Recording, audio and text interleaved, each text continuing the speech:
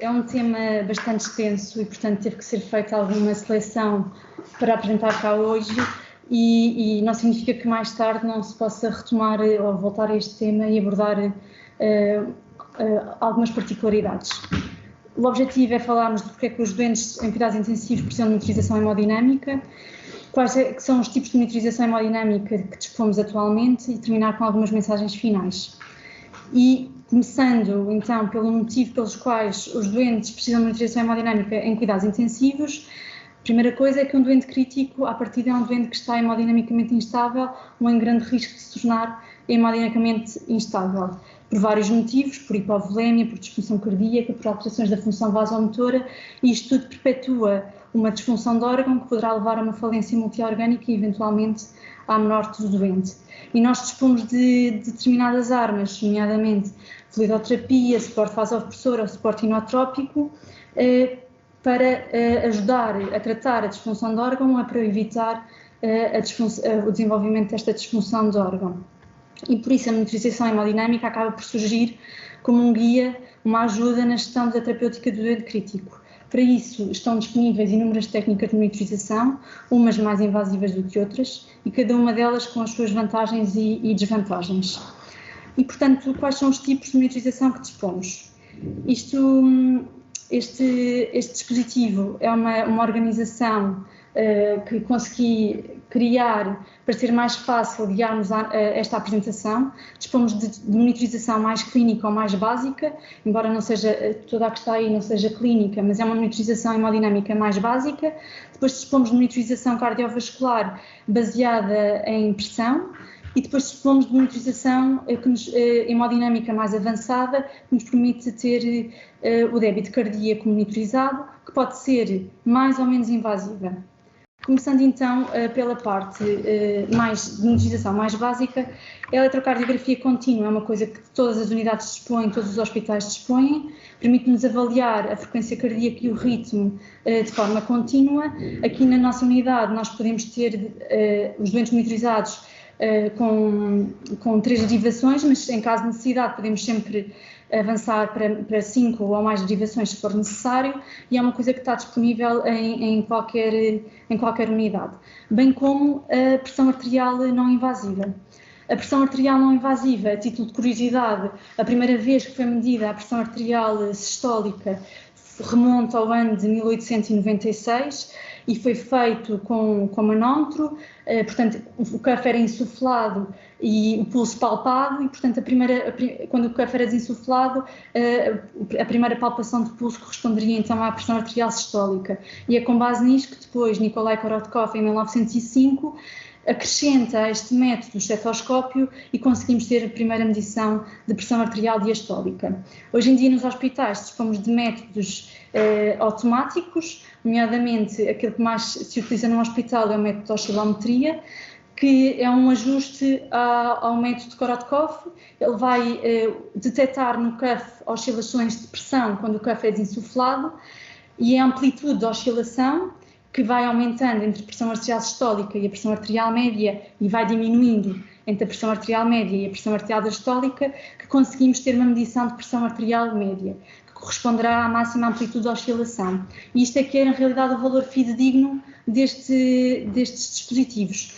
Depois, o cálculo da pressão arterial sistólica e da pressão arterial diastólica é com base em algoritmos próprios dos dispositivos e, portanto, nem sempre a sistólica e a diastólica são as medidas mais fidedignas. Passando então agora para os métodos de monitorização cardiovascular baseados em pressão, vamos começar por aquele que é o gold standard, digamos assim, ou um standard de tratamento em unidade de cuidados intensivos, ou um standard de monitorização em unidade de cuidados intensivos, que é a pressão arterial invasiva. Portanto, é realizada a canulação percutânea de uma artéria, as mais comumente utilizadas, a radial, a ulnar, a braquial, a axilar, a femoral e a dorsal e as pedis, que depois se conecta-se essa caracterização a um sistema de soro ligado a um transdutor, que depois converte o sinal de pressão medido em sinal elétrico e transmite ao monitor. Sendo que a pressão arterial média vai ser a área sob a curva de pressão transduzida. Existem inúmeras indicações para a sua colocação, doentes, claro, em instabilidade hemodinâmica ou em risco de ficarem instáveis, doentes que necessitem de suporte vasopressor ou suporte inotrópico, doentes que necessitem de avaliação analítica e gasimétrica frequente, sob suporte circulatório mecânico e doentes em que haja dificuldade de medição significativa com outros métodos, como por exemplo doentes muito obesos, em que a pressão arterial não invasiva não é fidedigna e seja necessário monitorizarmos com pressão arterial invasiva. Estes dispositivos é necessário zerarmos para a pressão atmosférica do doente logo lá de início. Isso é uma coisa que nós frequentemente, os enfermeiros também estão habituados e fazem rapidamente connosco, mas para além disso também é necessário ajustar ao eixo flebostático do doente, porque senão temos pressões arteriais que podem ser sobreestimadas ou subestimadas. O eixo flebostático do doente encontra-se entre a linha que cruza o quarto espaço intercostal e a linha interaxilar e muitas vezes nós aqui temos o transdutor num suporte e temos que ir ajustando o suporte à medida que vamos mexendo no doente, mas também há unidades de cuidados intensivos que deixam o próprio transdutor mais junto ao eixo flebostático para permitir também, quando há mobilização do doente, termos sempre uma medição fidedigna. Uma das coisas que também devemos ter atenção quando temos uma monitorização da pressão arterial invasiva é a curva de pressão que temos. E é necessário termos uma curva fidedigna de pressão. Para isso, para sabermos se temos ou não temos, existe um teste que se faz muito facilmente, que é o Fast Flush Test, que basicamente é fazer um flush do sistema e verificar na harmónica as oscilações que se derivam a seguir ao flush. Normalmente, quando temos uma linha corretamente uma linha fidedigna, basta 1 ou 2 oscilações para regressar à linha basal. Uma linha underdamped é uma linha em que depois nós fazemos o Fast Flush Test, há inúmeras oscilações até regressar ao basal. Estas linhas underdamped são associadas a uma sobreestimação da pressão arterial sistólica e uma subestimação da arterial diastólica e estão associadas muitas vezes a prolongamentos ou muito compridos ou muito rígidos. Por outro lado, linhas overdamped, portanto mais aplanadas, quando nós fazemos o flush não temos oscilações a seguir, retornam logo à basal e estão associadas a uma subestimação da pressão arterial sistólica e uma subestimação da pressão arterial diastólica. E é o que mais acontece também em ambiente de cuidados intensivos, por inúmeros motivos, ou porque há ar no sistema, ou porque há coágulos que se formaram, falta de soro ou falta de pressão no sistema. Uma das coisas que nós podemos retirar destas linhas de pressão arterial invasiva são alguns parâmetros que podem ser derivados. E é aí que se torna também muito útil termos uma linha arterial. Isto porque em doentes ventilados com pressão positiva, a relação pulmão-coração permite avaliar uma oscilação entre a pressão de pulso na inspiração e a pressão de pulso na expiração, que vai variando conforme a respiração do doente. A pressão de pulso não é mais do que a pressão arterial sistólica menos a diastólica. A variação dessa pressão de pulso é calculada com a diferença entre a pressão de pulso máxima e a mínima sobre a média, vezes 100, e o que se verificou é que este valor, esta percentagem, é grande indicativa de responsividade a fluidos e permite-nos colocar o nosso doente na curva de Frank-Starling, sendo que doentes que estejam na porção mais aplanada da curva são geralmente maus respondedores a fluidos e têm variações de pressão de pulso inferiores a 9%, e doentes que estejam na parte mais proximal da curva são doentes com boa resposta a fluidos e que têm variações de pressão de pulso superiores a 13% a 15%, embora estes valores sejam variáveis na literatura. No entanto, os valores estão mais validados quando os doentes cumprem determinados critérios, nomeadamente um doente estar ventilado mecanicamente com volumes correntes superiores a 8 ml por quilo, doentes que não tenham um trigger espontâneo de drive respiratório e doentes que estejam em ritmo sinusal. Não significa que que não podemos tirar nenhumas conclusões se o doente tiver um volume corrente mais baixo, por exemplo. A única coisa é que não temos a resposta, a máxima amplitude de resposta com a variação da pressão positiva com volumes correntes mais baixos. Quais são as complicações mais associadas à monitorização da pressão arterial invasiva? Dor no local de inserção do catéter, trombose ou isquemia distal, infecção, administração inadvertida de fármacos ou injeção de ar no sistema, hematoma, com ou sem compressão nervosa, hematomas retroperitoneais ou perfuração de víscera quando colocamos acesso femoral, pela artéria femoral, pseudoaneurismas ou disseções arteriais, embora não sejam complicações muito frequentes, e é considerado uma técnica segura. Passando agora para a avaliação e monitorização da pressão venosa central. A monitorização da pressão venosa central era um dos dados que era muito utilizado antigamente como indicativo de resposta a fluidos. O que se percebeu é que, afinal, como dado único, não era muito útil e não se correlacionava muito bem com a resposta a fluido dos doentes. O que é importante é nós avaliarmos a curva de pressão venosa central e os valores extremos quando eles aparecem, sendo que a curva de pressão venosa central é indicativa da pré-carga, ou pretende estimar a pré-carga do doente e as pressões na aurícula direita. Temos a curva de pressão, tem um primeiro pico, que é a curva A, que corresponde à contração auricular, depois um segundo pico mais baixo, a curva C, corresponde a uma sístole mais precoce do ventrículo direito, com abaulamento da válvula tricúspide em direção à aurícula, e daí haver esse aumento de pressão na aurícula direita. Depois, a seguir, temos a curva, uma descida X, que corresponde ao relaxamento auricular. Depois, novamente, uma subida de pressão na aurícula direita, portanto, a curva V corresponde ao enchimento da aurícula direita, com retorno venoso. E, por fim, uma descida, novamente, a descida Y, que corresponde à passagem do fluxo de sangue da aurícula para o ventrículo direito, com uma válvula tricúspide aberta. E, portanto, são mais os valores e a forma da curva que nos permitem tirar algumas informações, como, por exemplo, infartos ventriculares direitos, insuficiência cardíaca direita ou corpo pulmonal, tamponamento cardíaco, estenose ou regurgitação tricúspide, um bloqueio AV completo ou uma pericardite constritiva. Como, por exemplo, um doente que tenha um bloqueio AV completo vai ter uma curva, as chamadas Cannon A-waves, quando nós monitorizamos a curva de pressão venosa central, porque na realidade temos uma aurícula a contrair contra uma válvula tricúspide fechada e daí o aumento de pressão. E, portanto, para concluir, como um método isolado, é um mau preditor de resposta a fluidos e não nos ajuda assim tanto. Já a monitorização baseada nos catéteres da artéria pulmonar.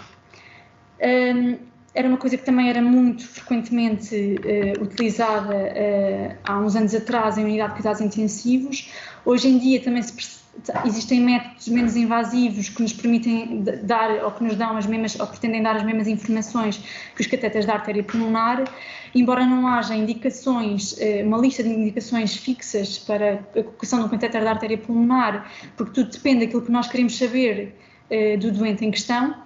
Há algumas indicações gerais, digamos assim, situações de choque em que o volume de státulos não é conhecido ou não é explicado, situações que evoluem para choque cardiogénico grave, doentes com hipertensão arterial pulmonar conhecida ou suspeita, ou doença cardiopulmonar grave para correção cirúrgica poderão ter indicação também para colocar no bloco, embora não seja de todo frequente.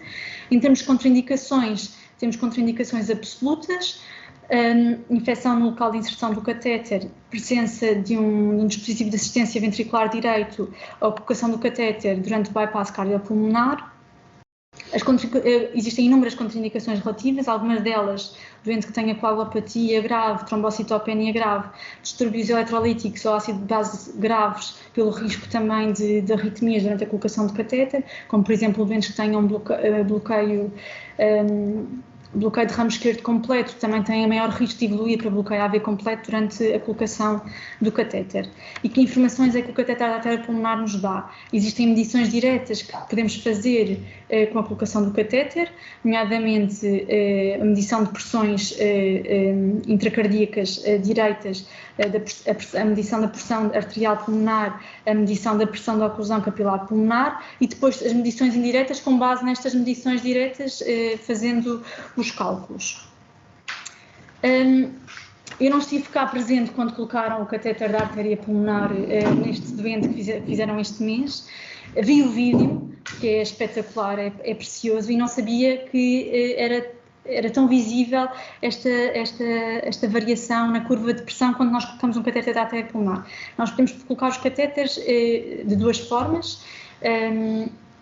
Uma delas é como fizemos aqui, portanto, colocando o catéter e avaliando a curva e a pressão que é medida. Outra dela é o método de fluoroscopia, exatamente, guiado por fluoroscopia, e nós sabemos exatamente onde é que está o catéter, exatamente. Em termos de colocação do catéter, depois de colocarmos o introdutor, devemos sempre avançar o catéter com a ponta insuflada, com o balão insuflado. Quando nós estamos na aurícula direita, a curva de pressão poderá ser semelhante à curva de pressão venosa central, sendo que num doente sem patologia poderá ir até aos 7 milímetros de mercúrio de pressão medida. Depois, à medida que avançamos o catéter e entramos no ventrículo direito, o que acontece é que há um pico da pressão sistólica, que poderá, num doente sem patologia, ir até aos 25 milímetros de mercúrio, que é o que nós vemos aqui. É no ventrículo direito que há maior risco de arritmias e, portanto, avançando o catéter depois para a artéria pulmonar, quando há a transição, que se verifica um aumento da pressão diastólica, que poderá ir até aos 15 milímetros de mercúrio. Para chegarmos depois à pressão arterial capilar pulmonar, o que acontece é há uma modificação da forma da curva e da medição da pressão, e isto vê-se muito bem e é muito claro. Agora, uma das coisas que nos interessa mais é perceber como é que nós monitorizamos o débito cardíaco a partir deste catéter. E existem dois métodos para a medição do débito cardíaco. Um deles é o método FIC, que mede o débito cardíaco através da razão entre o consumo estimado de oxigênio e a diferença de oxigênio arteriovenoso. E depois temos o método de termodiluição, que é o método que nós utilizamos mais e que parte do princípio que nós temos um indicador que administramos pelo catéter ao doente, sendo que a medição da concentração desse indicador distalmente é inversamente proporcional ao fluxo de sangue e, portanto, ao débito cardíaco. Quando nós fazemos o método de termodiluição, o que fazemos é injetar soro gelado a nível da porta proximal do catéter. O soro sai ao nível do ventrículo direito, mistura-se com o sangue que está no ventrículo e depois o termistor, que existe na ponta do catéter da artéria pulmonar, vai medir continuamente ao longo do tempo a temperatura do sangue que lá passa e desenha, na realidade, uma curva de pressão, uma curva de temperatura ao longo do tempo, e é a área sob essa curva que nos dá a indicação do débito cardíaco do doente. Claro que isso pressupõe que não existe a patologia como chantes intracardíacos ou regurgitações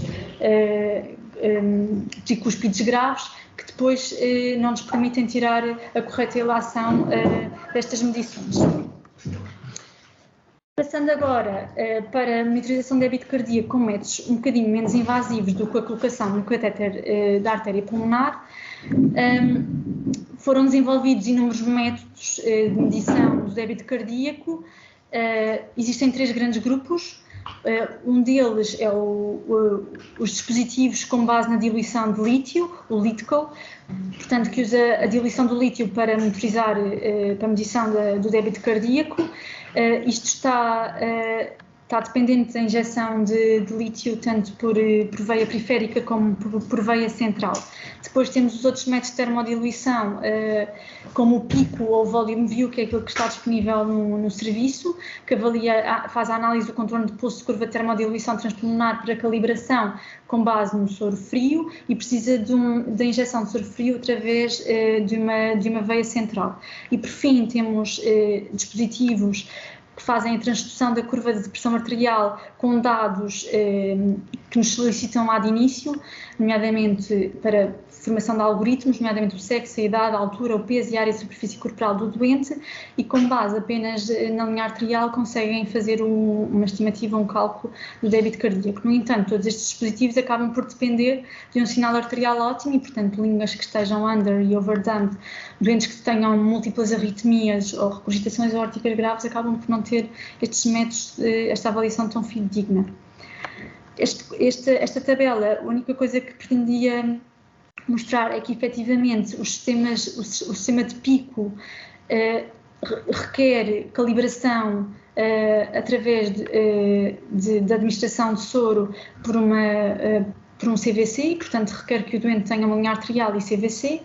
Já os dispositivos que utilizam o lítio podem não utilizar o CVC porque podem ser administrados por veia periférica para a calibração, e os dispositivos como o FlowTrack, que é aquilo que na realidade nós também temos no bloco operatório, o ProAQT, é o que temos no bloco, só necessitam da linha arterial para fazer essa monitorização. Outros métodos menos invasivos também é o Doppler esofágico, que na realidade é uma das armas que nós também usamos muito em unidade de cuidados intensivos.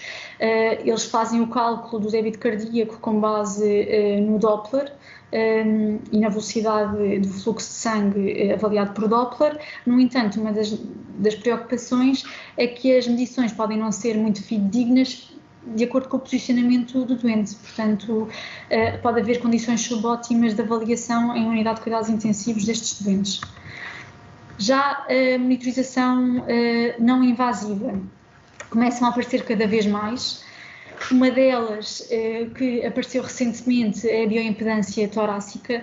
A bioimpedância torácica parte do pressuposto que existem elétrodos colocados no tórax do doente, e a bioimpedância relaciona a resistência elétrica medida após ser passado corrente elétrica de alta frequência e baixa amplitude no tórax do doente, sendo que a bioimpedância que se correlaciona negativamente com a quantidade de fluido torácico do doente.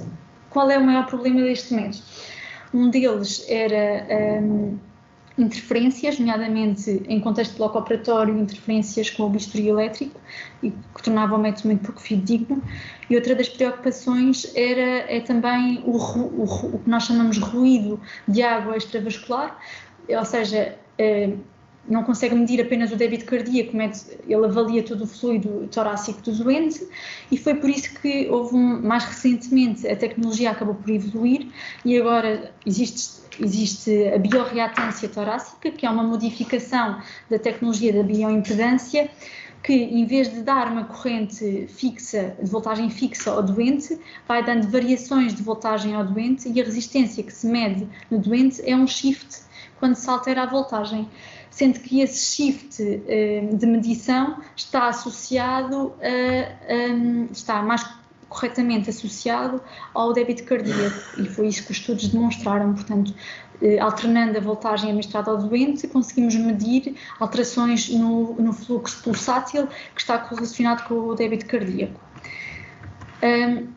O ecocardiograma transtorácico é uma coisa que intensivistas, portanto, estão muito treinados para fazer.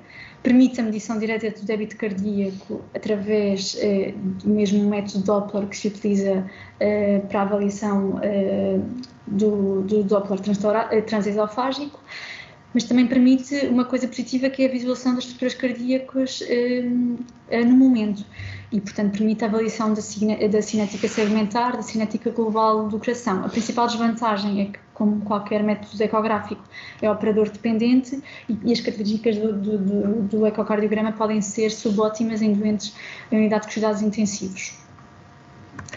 Que novos métodos é que começam a estar disponíveis para monitorização de débito cardíaco? Atualmente, estes já são métodos que surgiram, embora muitos não estejam disponíveis na Europa, só estejam disponíveis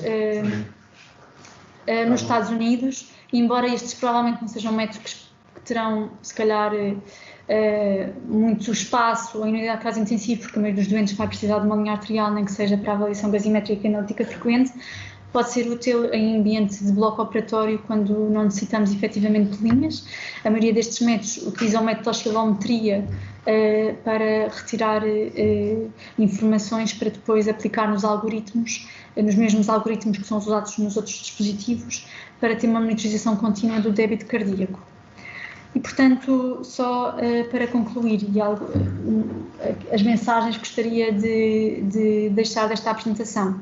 A possibilidade de medição fidedigna das variáveis hemodinâmicas continua a ser extremamente importante no diagnóstico e na gestão do doente crítico, mas os dispositivos de monitorização têm diferentes graus de invasibilidade. No entanto, os dispositivos de análise de onda de pulso com ou sem calibração são aqueles que são mais extensamente estudados e os mais extensamente utilizados na unidade. Mas, embora haja pouca evidência que estas modalidades de monitorização alterem os outcomes do doente, isto é que é interessante porque os estudos não conseguem efetivamente mostrar uma correlação entre a monitorização hemodinâmica e a melhoria nos outcomes dos doentes. De qualquer das formas, temos que ver esta monitorização hemodinâmica como uma informação suplementar no contexto individual de cada doente que nos poderá ajudar na decisão clínica e terapêutica dos nossos doentes. Pronto. Obrigada.